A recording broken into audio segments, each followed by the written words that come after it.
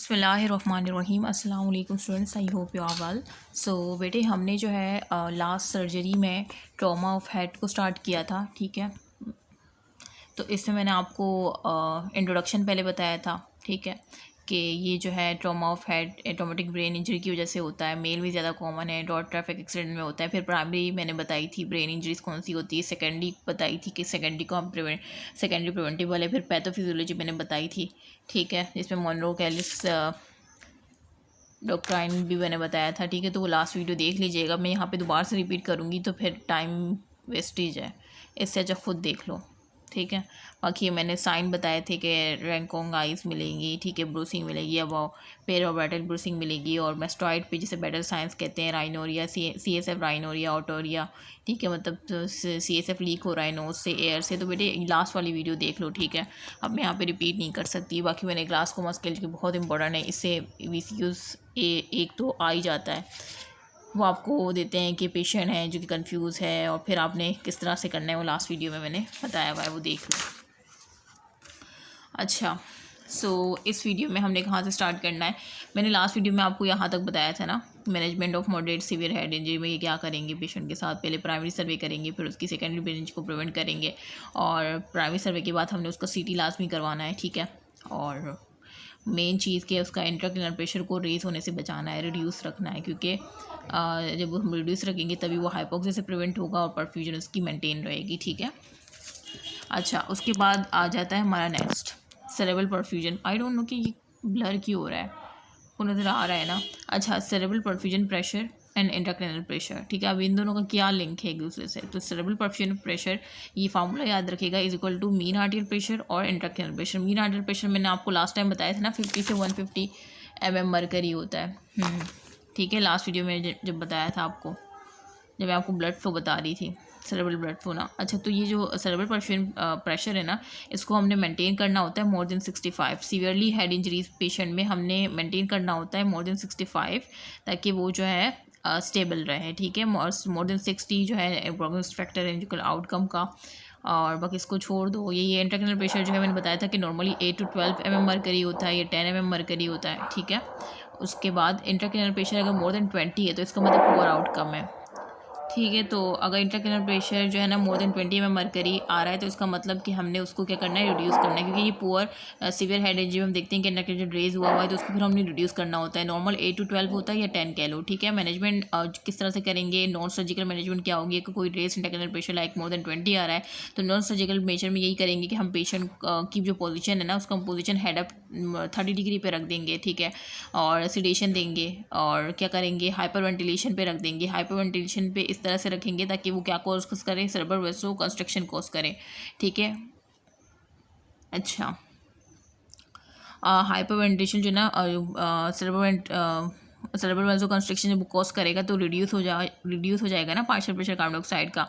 और फिर cerebral वेसो construction से क्या होगी कि डिक्रीज सेरेब्रल ब्लड फ्लो भी जाएगा, डिक्रीज हो जाएगा, और इस तरह से रिड्यूस हो जाएगा इंट्राक्रेनियल प्रेशर। क्योंकि ऑलरेडी इंट्राक्रेनियल प्रेशर बढ़ा हुआ है तो हम रिलेटिव हाइपर वेंटिलेशन करेंगे, जो कि वेसो यहाँ पे भी यही बात लिखी हुई है जब मैं आपको, ठीक है। ये ब्लर पता नहीं क्यों हो रहा है, ठीक है। अब देखो, it can be use to reduce intracranial pressure. ये थेरेपेटिक हाइपर वेंटिलेशन है ना, इसको रिड्यूस करवा हम किस लिए यूज़ करते हैं, ताकि रिड्यूस कर सकते हैं इंट्राक्रेनियल प्रेशर को। इसमें क्या होती है, हाइपर वेंटिलेशन जो है ना रिड्यूस करती है partial pressure of carbon dioxide को, जो कि कॉज करता है सेरेब्रल वेसो कंस्ट्रक्शन कॉज करता है। फिर डिक्रीज सेरेब्रल ब्लड फ्लो होता है, जिसकी वजह से क्या होता है, रिड्यूस इंट्राक्रेनियल प्रेशर हो जाता है, ठीक है। सो ये बात यहाँ पे भी लिखी हुई है, तो बस यही है। मैनेटोल मेन चीज़ यही है कि हम जो है डायरेटिक देंगे, मेनाडोल देंगे, ताकि जो है फ्लूइड है ब्रेन के अंदर वो बाहर आ सके, इंट्राक्रेनियल प्रेशर रिड्यूस हो सके, ठीक है। और एक्टिव कूलिंग करेंगे, हाइपोथर्मिया करेंगे, और बार्बिट्यूरेट देंगे, जो कि क्या करेगा, ब्रेन मेटाबॉलिक रेट और इंट्राक्रेनियल प्रेशर को कम करेगा। ये सारे एक दफ़ा पढ़ लें, ठीक है, ताकि आपको याद रहे। बाकी जो मेन चीज़ है वो हाईलाइट फॉर्म में मैं आपको बता देती हूँ। मेंटेनेंस सोडियम बैलेंस करेंगे 140 से 150, ठीक है। नॉर्मो के अपने कार्बन डाइऑक्साइड जो है ना वो आपका 4.5 से 5 तक हम मेंटेन करेंगे, और एंटी कन्वल्सेंट देंगे अगर कोई सीवियर एक्टिविटी हमें लग रही है, ठीक है।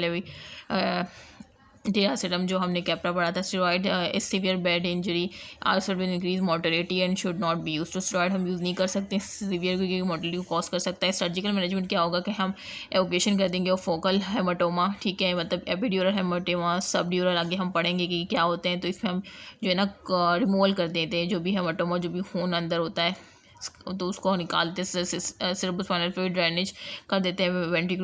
वेंट्रिकुलोस्टोमी, ठीक है, मतलब वो कर देते हैं, उसको ओपन करके निकाल देते हैं, ड्रेनेज कर लेते हैं, डीकम्प्रेस क्रेनेक्टोमी कर देते हैं, ठीक है। तो ये सारे सर्जिकल मैनेजमेंट है। अच्छा, तो ये जो था ना अभी तक यहाँ तक जो था ना ये सब बेसिक था, पैथोफिजियोलॉजी थी आपकी, बेसिक थी कि क्या नॉर्मल रेज है और जब बड़ी हुई होगी तो क्या इंडिकेशन है, ठीक है, हमने क्या मैनेजमेंट करना है, नॉन सर्जिकल मैनेजमेंट क्या है, सर्जिकल मैनेज, ये सब बेसिक था। अब यहाँ से जो है ना ट्रोमेटिक इंट्राक्रेनियल लीजन्स है, ये बहुत इंपॉर्टेंट है, ठीक है। अब इसमें क्या आता है, एपिड्यूरल, एक है एपिड्यूरल हेमाटोमा ना। तो एपिड्यूरल हेमाटोमा में क्या है, ये एक न्यूरोसर्जिकल इमरजेंसी है। इसमें क्या होता है, एक्युमुलेशन होता है ब्लड का, किसमें, बोन एंड ड्यूरा की तरफ। ड्यूरा क्या है, आउटर मोस्ट लेयर है, आउटर मोस्ट ड्यूरा है, उसके बाद एरेक्नॉइड है, फिर पाया है, ठीक है। और एरेक्नॉइड तो ये तो आपको पता होंगी ना, ब्रेन की लेयर। तो आउटर मोस्ट ड्यूरा और स्कल बोन के दरमियान जो ब्लड जमा होगा ना, एक्युमुलेशन ऑफ ब्लड, तो वो आपका एपिड्यूरल हेमाटोमा है, ठीक है। तो ये आपने याद रखना है।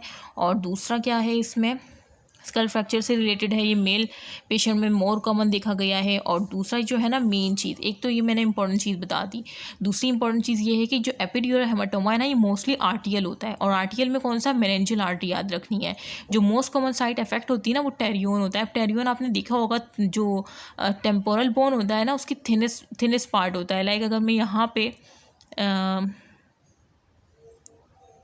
ठीक है, ये पेशेंट को मैं वो कर रही हूँ, ठीक है। तो ये वाला जो पार्ट होता है ना, ये टेम्पोरल, तो टेम्पोरल का यहाँ पे एक थिनेस्ट पार्ट होता है जिसे टेरियोन कहते हैं, ठीक है। तो यहाँ पे जो है ना ये ज़्यादा मोर कॉमन इफेक्ट होता है। और यहीं पे आपकी लार्जेस्ट मेनिंजियल आर्टरी होती है, जिसे मिडिल मेनिंजियल आर्टरी कहा जाता है। तो ये एक इंपॉर्टेंट बेस MCQ आ जाता है कि मिडिल कौन सी आर्टरी होती है, आर्टियल होता है, वीनस होता है, तो आपने आर्टियल याद रखना है। और कौन सी आर्टरी होती है, कौन सा पार्ट होता है, टेरियोन होता है, टेम्पोरल बोन का, और क्या होता है, थिनेस्ट पार्ट होता है ये, और मिडिल मेनिंजियल आर्टरी होती है। तो ये मेन चीज़ है। देखो, जो इंपॉर्टेंट चीज़ है ना उसको मैं बार बार आपको बता रही हूँ, ठीक है। और बाकी जो इन्फॉर्मेशन बेस्ड चीज़ें थी उसको जस्ट मैंने रीड कर लिया, और जहाँ ज़रूरत थी वहाँ मैंने एक्सप्लेन कर दिया। अच्छा, दूसरी मेन चीज़ क्या है इसमें एपिड्यूरल हेमाटोमा, जो तीसरी इंपॉर्टेंट चीज़ है वो क्या है, लूसिड इंटरवल।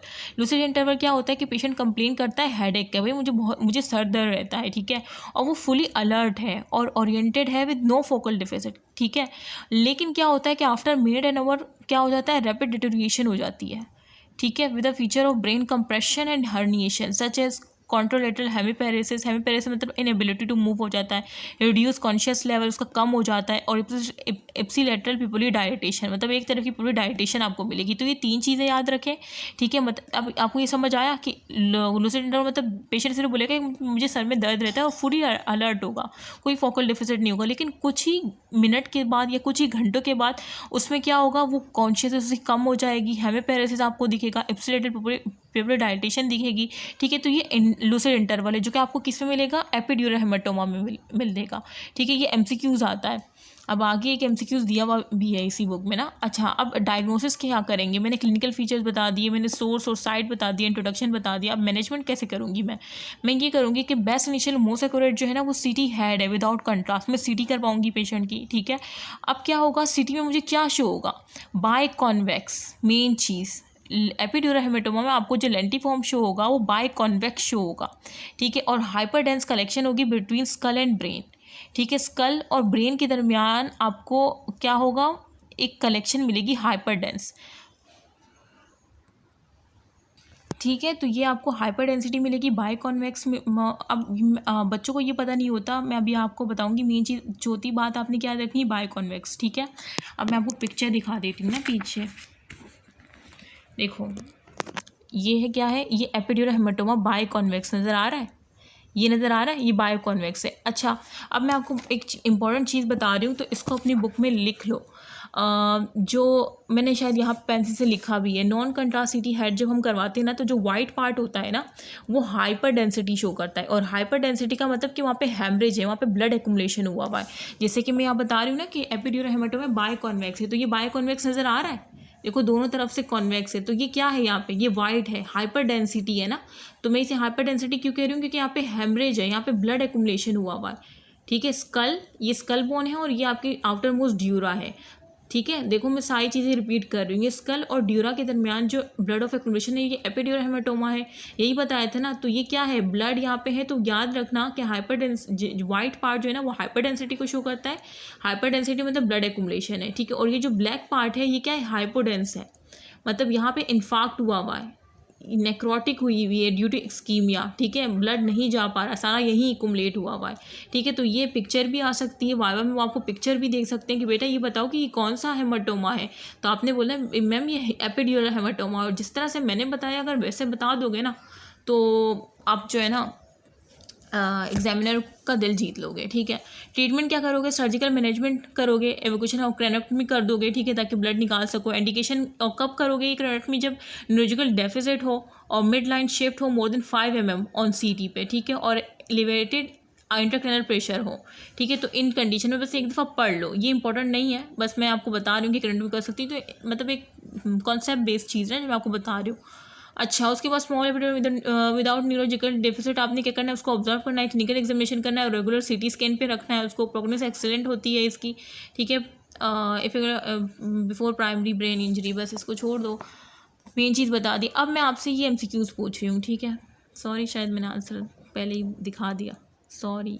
अच्छा, 20-year-old मैन आता है patient with fall from bike से गिरा है विथ ब्लड इंजरी, ठीक है, to the left side of his head, और कह रहे हैं कि left side of his head पे उसकी इंजरी हुई है, ब्लड इंजरी। और ग्लासकोमा स्केल उस वक्त जब आया तो 15/15 था, मतलब क्या है, बिल्कुल ठीक है, मतलब नॉर्मल है पेशेंट ना। टू द कब है, by the time of his arrival in emergency room, जब वो इमरजेंसी रूम में आया, जब मैंने उसका ग्लासकोमा स्केल चेक किया तो वो 15/15 था।